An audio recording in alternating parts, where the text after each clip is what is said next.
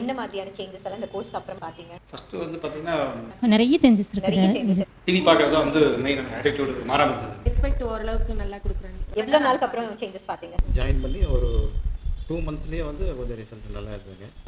First class attend பண்ணோனே அந்த changes தெரிய ஆரம்பிச்சது. ஒரு 1 monthக்குள்ளேயே நாங்க வந்து பார்த்திருக்கோம். இந்த எக்ஸாம்க்குலாம் இந்த ஆஃபேலிலாம் 1 ஹவர்ல அத்தனை போர்ஷனும் படிச்சு முடிச்சுட்டு எனி டைம் ஃப்ரீயா இருக்கிற மாதிரியே இருக்கு. எனக்கு ஒரே டவுட். முதல்ல இருக்கிற விட எல்லா வகையிலுமே கொஞ்சம் இம்ப்ரூவ்மெண்ட் தெரியுது. எல்லா வகையிலும் ஒரு சேஞ்ச் தெரியுது. அகாடமிக் சைடும் கொஞ்சம் இம்ப்ரூவ் ஆயிருக்காங்கன்னு சொல்றாங்க. நாங்க ஃபுட் மெயின் சாப்பிடவே மாட்டோம். ஓகே. மெயின் நாங்க அத தான் டார்கெட் பண்ணி வந்தோம். இப்போ வந்து நல்லா சாப்பிடுறோம். Very அம்மா இது good. வேணும். கேட்டும் வாங்கி சாப்பிடுறோம். எனக்கு பசிக்குது சாப்பாடு கொடுங்க, காய் கொடுங்க. கேட்டு வாங்கி சாப்பிடுறோம். அந்த ரொம்ப படிச்சு சீக்கிரமா மெமரி ஆகுது. Okay. 1 hourல படிக்கிறது 30 minutesல மெமரி ஆகுது. எஸ்ஏ எல்லாம் வந்து 1 hourல படிக்கிறது 30 minutes. வண்டர்ஃபுல். ஸோ இந்த வியூ நிறைய பேரண்ட்ஸ் எங்கிட்ட சொல்றது உண்டு, பிரெயின் ட்ரெயின் ப்ரோக்ராமுக்கு அப்புறமா குழந்தைகளோட ஸ்டடி டைம் வந்து நிறையவே குறைஞ்சிருக்கு. ஸ்கூல்ல இருந்து ஃபீட்பேக் வந்து பாத்தீங்கன்னா முதல்ல இருந்ததுக்கு என்ன பண்ணீங்க அப்படி கேக்குறாங்க. பேரண்ட்ஸ் இது வந்து எங்கிட்ட நிறைய பேரண்ட்ஸ் வந்து விட்னஸ் பண்றது உண்டு. அதாவது எல்லாரும் கூடிய ஒரு இணக்கமா போகக்கூடிய ஒரு மைண்ட் வந்து வந்துருது இந்த குழந்தைகளுக்கு. அதே மாதிரி விட்டு கொடுக்குற தன்மை வருது. அதே மாதிரி வந்து சிப்ளிங்ஸ் கூட வந்து சண்டை போடுறது இல்லை, நல்ல புரிதலோட இருக்காங்க, ஒருத்தங்க விட்டு கொடுத்து இருக்காங்க. அந்த மாதிரியான நிறைய பேரண்ட்ஸ் விட்னஸ் பண்ணிருக்காங்க. உனக்கு என்ன ஃபீல் ஆச்சு இந்த கிளாஸுக்கு அப்புறமா? எனக்கு ஸ்டடீஸ்ல நல்ல சேஞ்ச் தெரிஞ்சது. அப்ப குழந்தைங்க படிக்கலைங்கிற ஒரு இன்டென்ஷன் மட்டும் தான் எனக்கு இருக்கிற காலகட்டங்கள்ல வந்து குழந்தைங்களுக்கு ஒரு பெரிய பேரண்ட்ஸ்க்கு பெரிய பிரஷர். வேற டிராயிங்ல அதாவது போகணும், அடுத்த லெவல் நம்ம போயிட்டே இருக்கணும் அப்படிங்கிற ஒரு இன்ட்ரெஸ்ட் அதிகமாயிடுச்சு. And behaviour is very very important. 35 எடுத்துட்டோம்னா 70 80 அந்த மாதிரி. முதல்ல வந்து ஹோம்வொர்க்ஸ்னா வந்து எனக்கு முதல்ல புரியாது மேம்.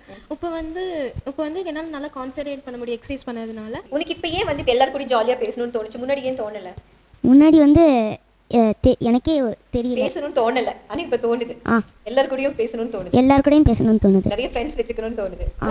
சோ இது வந்து அவளாவே சொல்லும்போது அந்த போல்ட்னஸ் நான் வந்து எனக்கு I can feel the difference in her. So நிறைய பேரண்ட்ஸ் என்கிட்ட கேக்குற क्वेश्चन என்னன்னா, முதல்ல என் குழந்தைக்கு நான் எது சொன்னாலும் புரியாத மாதிரியே எனக்கு இருக்கும், ஆனா இப்ப வந்து கரெக்டா என்ன புரிஞ்சுக்கிற அப்படின்னு சொல்லிட்டு விட்னஸ் பண்ணுவாங்க. இது கொண்டு வரக்கே வந்து ரொம்ப சிரமம் இருந்தது. ஏன்னா எப்படி இந்த அடுத்த ரேஞ்ச் கொண்டு போறோம், உன்னோட இது வந்து இந்த அளவுக்கு நெகட்டிவா இருந்தது. எல்லாமே உன்னோட நெகட்டிவா இருந்தது. கிளாஸ் போனதுக்கு அப்புறம் வந்து இப்போ ஒரு கான்ஃபிடன்ட் எங்களுக்கு வந்திருக்கு. ஓகே ஓகே மேனேஜ் பண்ணிக்கலாம். சோ டியா எந்த அளவுக்கு வந்து ஹெல்ப்ஃபுல்லா எல்லாருக்கும் இருக்கும்னு நினைக்கிறீங்க? அதாவது நெக்ஸ்ட் ஜெனரேஷனுக்கு எந்த அளவுக்கு டியா கிளாसेस வந்து ஹெல்ப்ஃபுல்லா இருக்கும்? நம்ம சமுதாயத்துக்கு இந்த மாதிரி வகுப்புகள் தேவைங்களா? கண்டிப்பா தேவை.